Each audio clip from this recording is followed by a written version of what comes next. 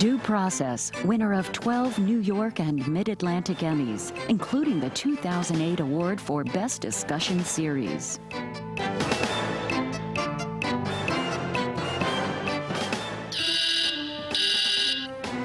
Stolen vehicle, out of state. Each morning, we receive from our New Jersey State Police a list from NCIC, which is the National Computer for stolen vehicles, stolen plates, and wanted persons. And if police can scan plates hundreds at a time at lightning speed, it could be a leap forward for law enforcement. But do new police scanners and cameras on city streets also raise questions about government intrusion? Stepped up surveillance of us all. Is there cause for concern? That's our focus for this edition of Due Process. Major funding for Due Process provided by the New Jersey State Bar Foundation, committed to educating the public about the law, and by the Fund for New Jersey, supporting informed citizens for an effective democracy.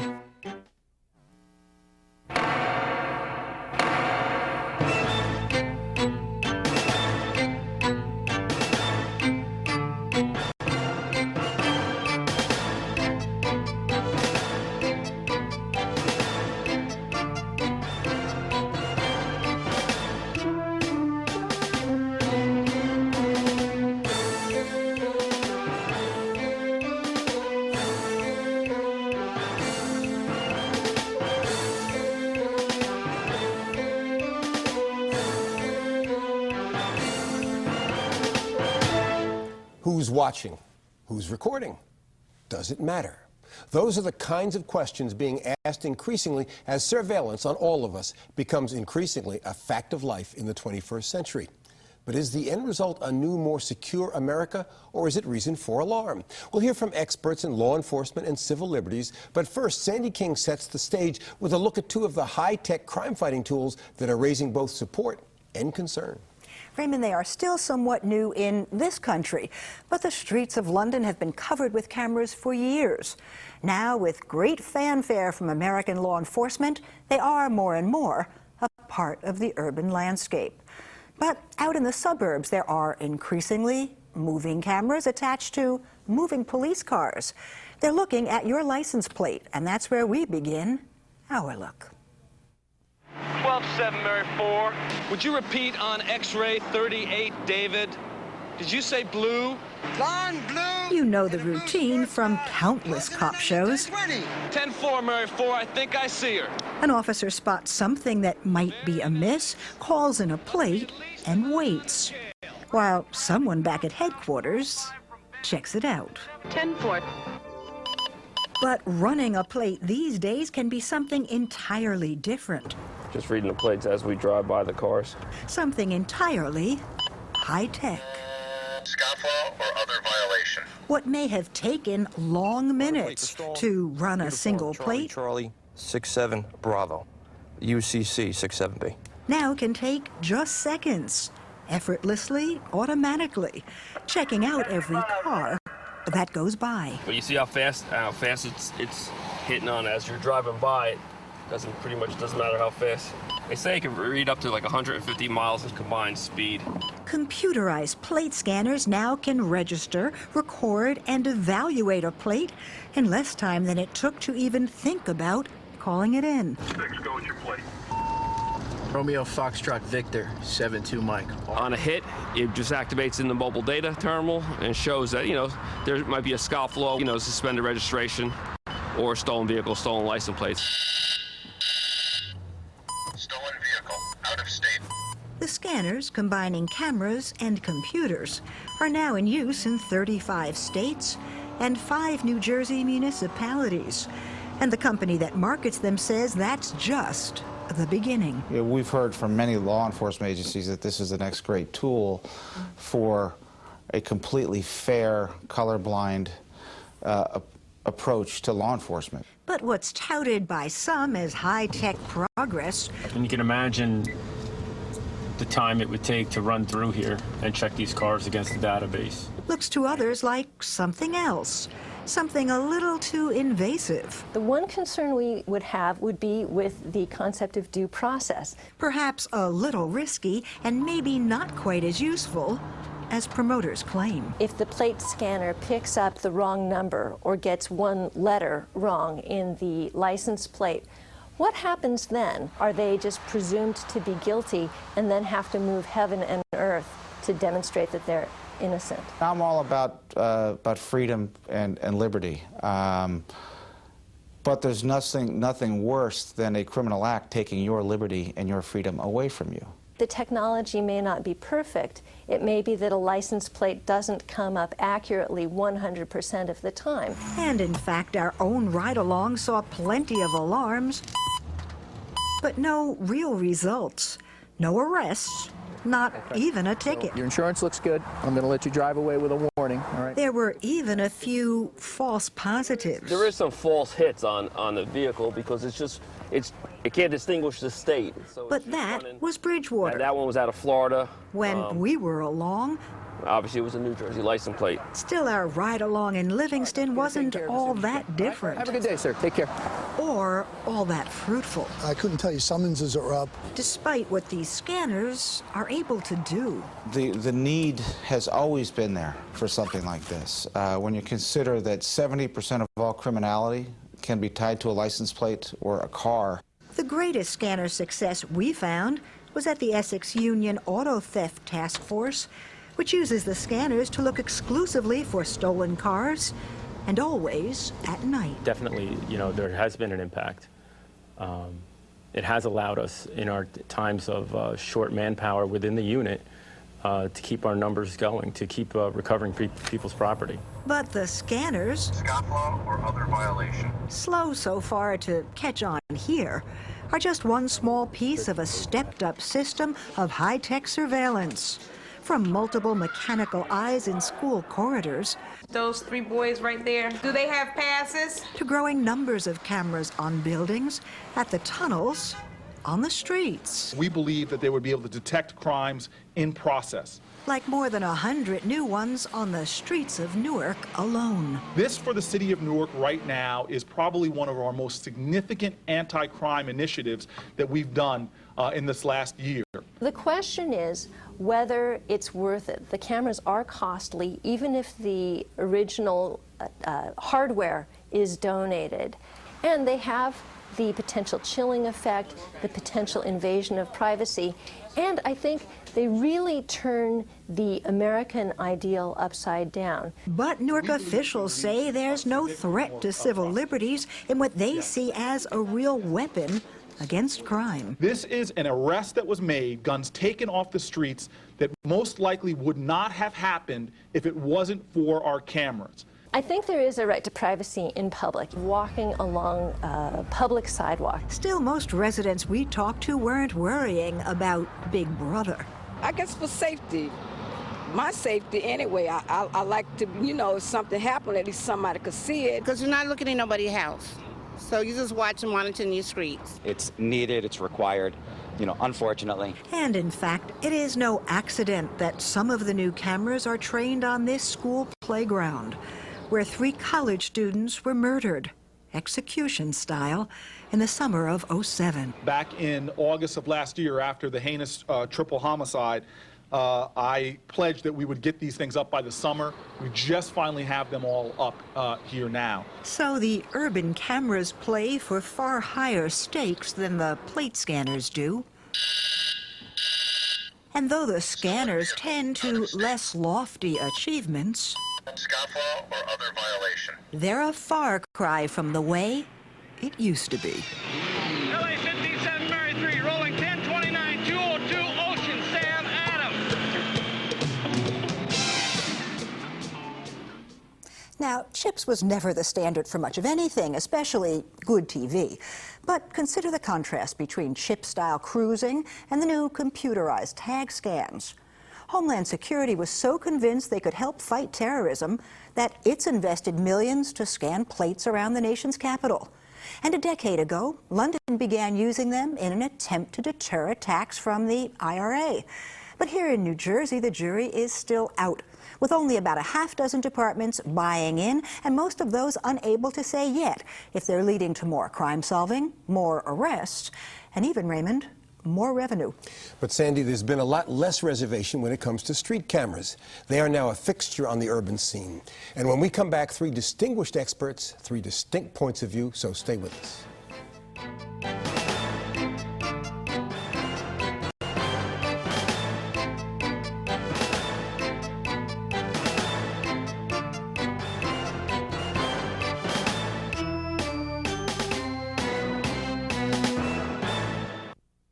Well, the license plate is visible. It is a publicly visible thing. So I guess to that extent, it's fine. We're no longer living in America, are we?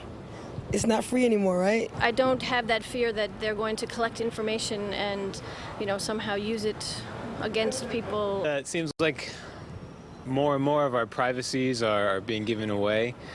It seems like it's easier and easier for the government or just anybody to get information on you. I feel it's needed for safety and security. If you have nothing to hide, then you have nothing to worry about. We have a lot of different invasive things going on in our society today, and it's just one added thing to make us feel like we don't have any more privacy.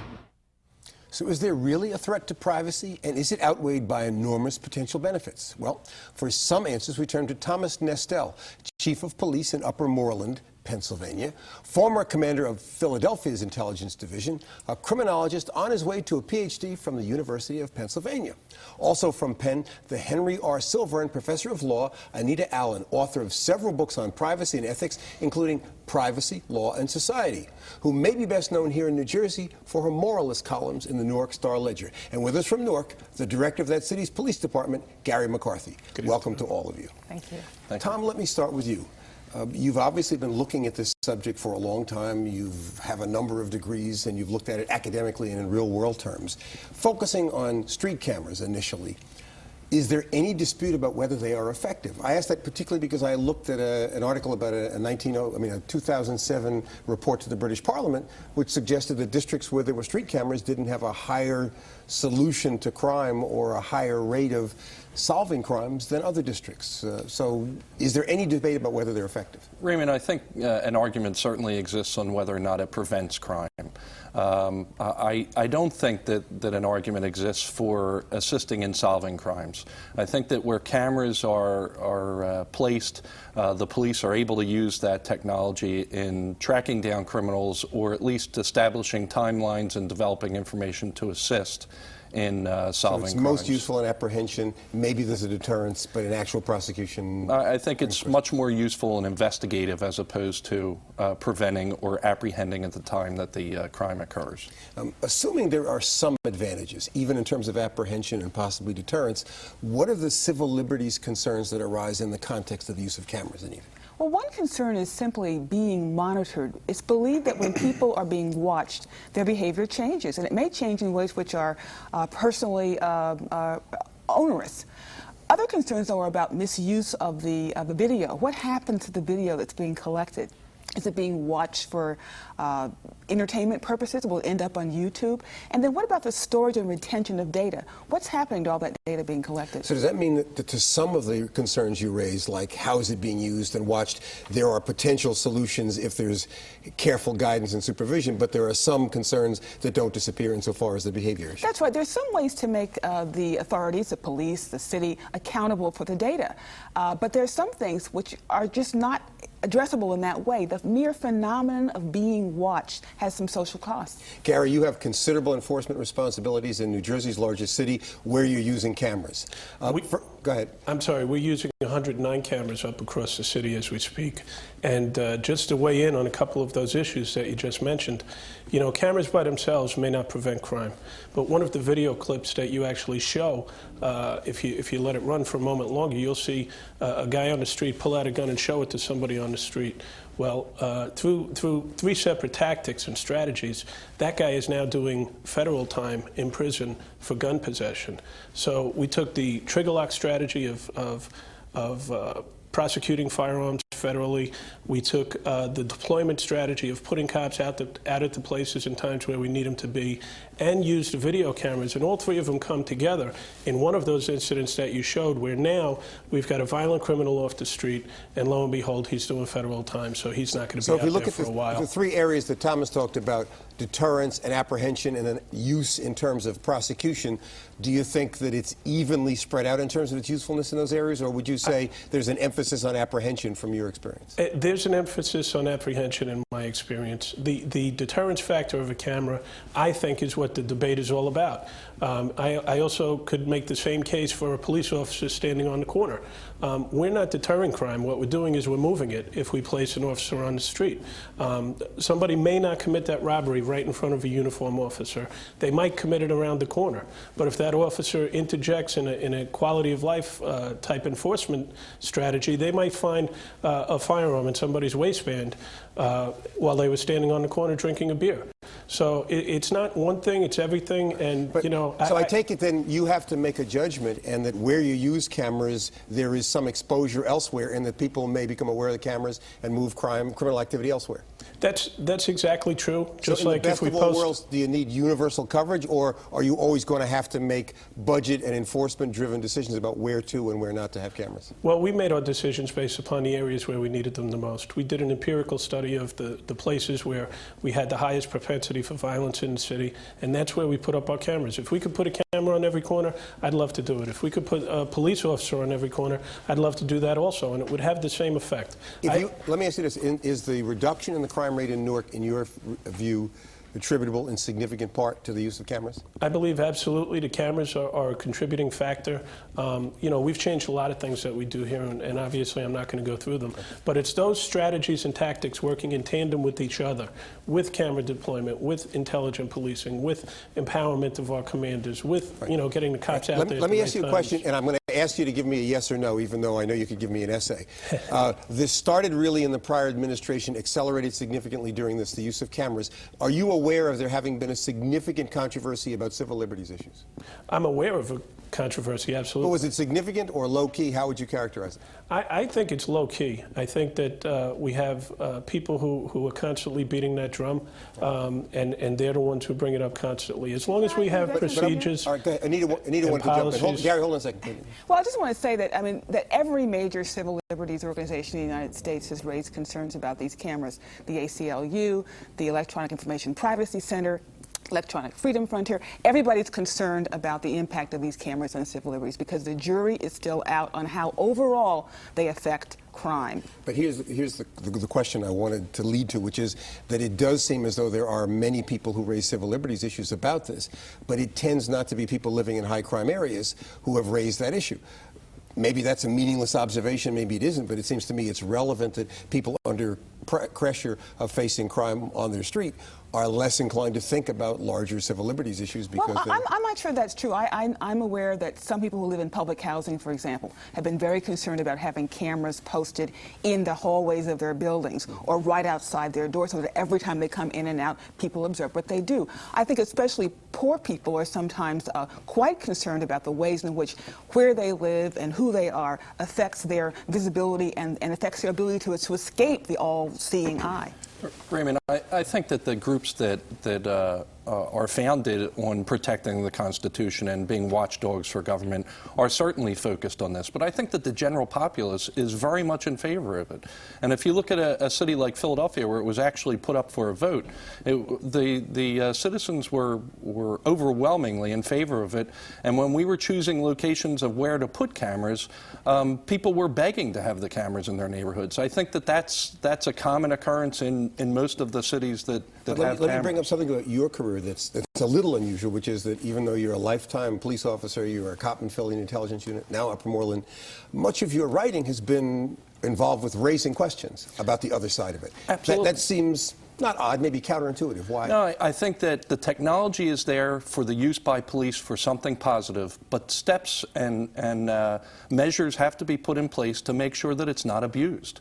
I want the police to have that opportunity, that ability to have the technology, and if we don't take the steps necessary to prevent abuse, then we will forever lose that technology. Are there national standards governing some of the fixable problems that Anita raised about possible abuse the problems of archiving. Are there national standards evolving about that use? There are not. And the Department of Homeland Security is the biggest funder for CCTV camera operations, and there are no standards provided by Homeland Security to agencies receiving that funding on what steps they have to take to prevent And some of the abuse. London work suggests there are actual problems with using cameras in prosecutions. I'm not familiar with that. Gary, how often have cameras produced tapes that are usable in prosecutions, say in the Essex County Courthouse or in the Federal District Court, for crimes committed or charged in Newark? Frequently. Last year in 2008, we made about 60 arrests based upon observations that we made at our camera center. It's very simply a force multiplier. Were the videos themselves used in evidence, or was it intelligence gathered from the cameras? No, both. We actually have a protocol where when we observe something on video, we have a system in place to make a copy of that and turn it over to the prosecutor for evidence. What And about at the issues that Anita has raised, which is preserving this evidence in a way that is confidential and, in fact, making sure that there is no improper use of any surveillance observations or any tapes that are made? Yes, we have protocols in place for that also. I think the overriding issue here is the fact that we have to have internal controls, we have to have mechanisms, we have to have supervision and ways that we can and can't use it. I think the video surveillance on the street is virtually no different than putting a police officer standing on a corner watching what's happening on the street, except we could do it better. Anita, is it no different than having an officer on the street? Well, it is a little bit different because the officer on the street doesn't have a hard drive in his brain that will recall exactly what was going on in great detail. It's quite different.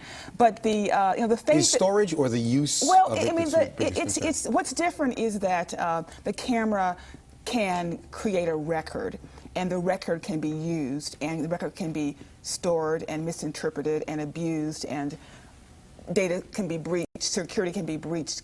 And while I Are you convinced that it helps with crime fighting so that there's a balance, or are you unconvinced that it's helpful in enforcement terms? I'm completely convinced that in some cases, the existence of these cameras on street corners, in stores and restaurants that's helped to solve crime. So when you're talking about your concerns, are you balancing those concerns against the help? I'm trying to balance concerns. I'm trying to balance the concerns about the good uses can be made of technology against the concerns that there's something amiss in a free society about having to be watched every single moment of your life by some combination of the public and the private sector. Now, we didn't leave much time for scanners, but at least got to talk about it a little bit.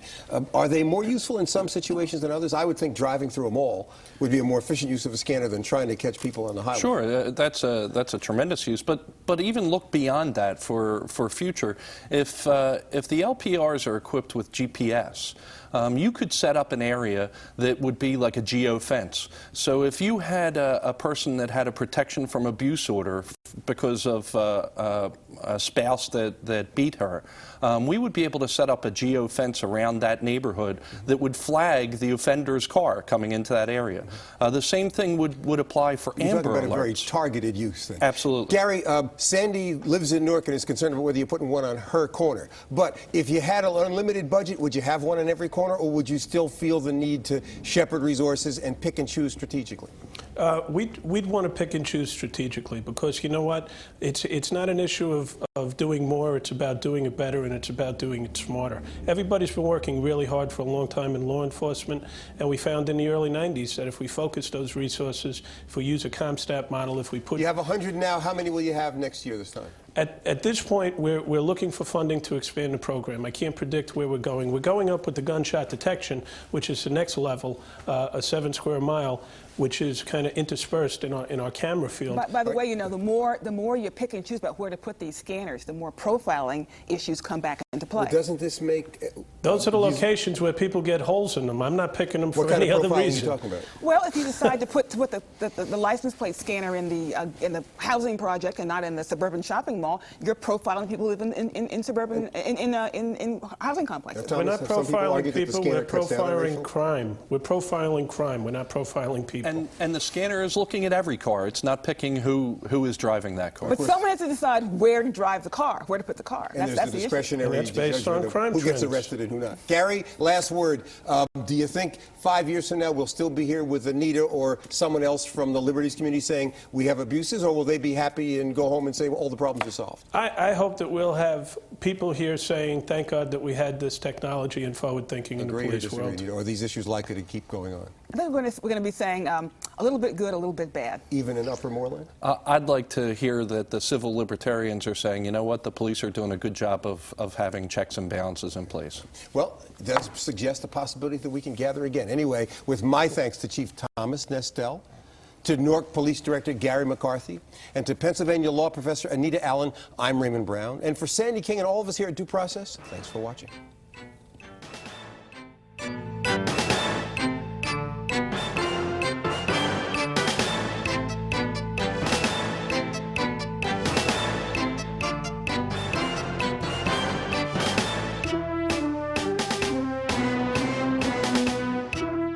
The car would have to do something to alert you to run that plate physically on the MDT, or call it into headquarters the old way, the old-fashioned way. You know, we used to call it headquarters in with the plates, and then they would run them. So what would attract you to run that plate? This machine is just arbitrary. It's just reading all of them as fast as you could drive by. It's just reading the plates. So it's not singling anybody out. It's just reading the plates as we go by. So, you know, nobody can even say, like, you know, your racial profile, like you're running a plate. The machine doesn't distinguish what it is. As long as there's a plate on the car, it's reading it. Scofflaw or other violation.